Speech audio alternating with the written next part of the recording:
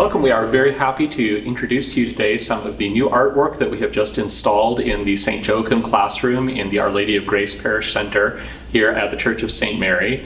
The first image that we have is one of St. Augustine, who is known as the teacher.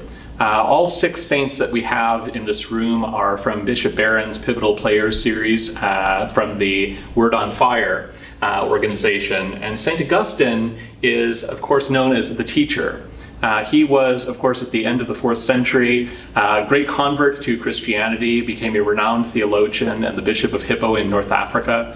And he is certainly a very influential figure, certainly from the standpoint of theology within the Church, had a huge impact upon the course of Christian theology in his voluminous writing and in his teaching about Christian theology. The second image that we have is St. Benedict, the monk. And St. Benedict, of course, is the founder of the Order of St. Benedict, and his rule that he established for monasteries was something that had an enormous impact upon the growth of the Church in Western Europe. Really throughout the Latin Church, the rule of St. Benedict became the foundation for even many other monastic orders that would be established, a model of how monks are, both men and women, are able to live in community. Then we also have an image of Bartolome de las Casas, who is a Dominican and an activist. And so Bartolome de las Casas in the 16th century was instrumental in defending the rights of indigenous peoples in the Spanish New World.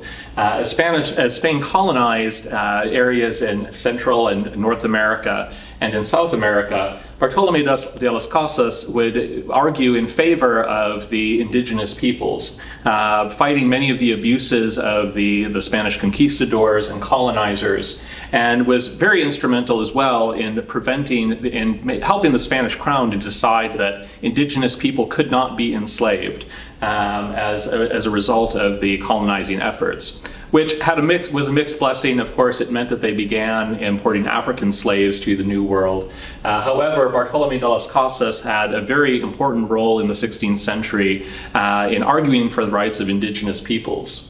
Our fourth image is of St. Ignatius of Loyola, the founder. And St. Ignatius of Loyola, of course, is famous for many of us as the founder of the Jesuit order.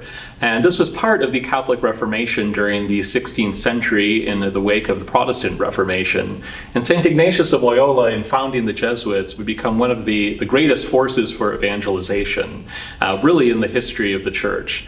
And so St. Ignatius of Loyola, as the founder of the Jesuit order, really set in motion something that has borne fruit within the Church, not only in terms of the amazing work that the Jesuit order has done over the centuries, but also in terms of the spiritual exercises, the way in which it has established a whole school of spirituality within the Church.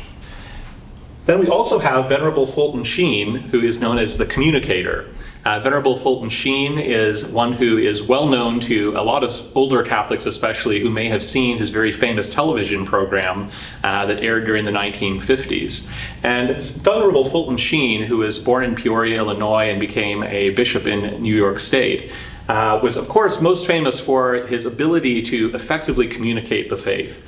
As we look at evangelization within the Church, Fulton Sheen in many ways is the 20th century gold standard of how do we talk about Catholicism, how do we make it something that is understandable to the world at large. And then finally we have Flannery O'Connor, who is known as the storyteller. And Flannery O'Connor is one of the greatest American Catholic writers, certainly of the 20th century.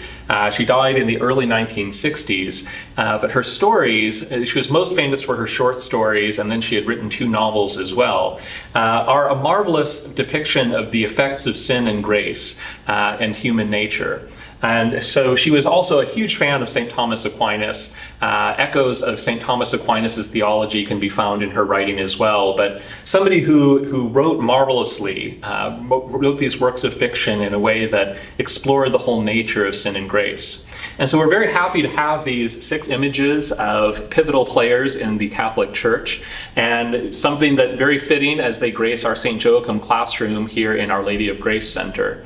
We are also very thankful to Mike and Pam Tanner for the donation of these watercolor images of the 6 pivotal players. Pam Tanner also helped select our framing, which works very well in the space. And we also want to say a special thank you to Whitney Wade from Laurel and Marie Custom Stationery and Calligraphy for doing the calligraphy on the front of each of the images, which just perfects them and makes them just ideal for our space. So we hope you get to stop by the Saint Joachim Room sometime soon and be able to see these great works of art.